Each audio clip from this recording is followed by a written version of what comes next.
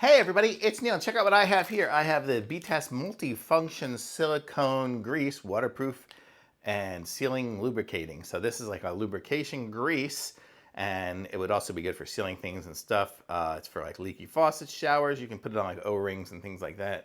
My goal is to use it with this. I have my 3D printer and I have my the screws here that it goes up and down on, and I've been getting the message that says time to lubricate your whatever it's called, the axis things or something like that. So that's what I got this for, to give this a try on there. I'll show you guys a little bit of what the grease looks like. Oh, it's got a little seal on it. But let's see if we can open this up. Take a little bit of the grease out just to show you what it is when it squeezes up. Is it going? Yeah, so it's just like a little like Vaseline-y looking stuff.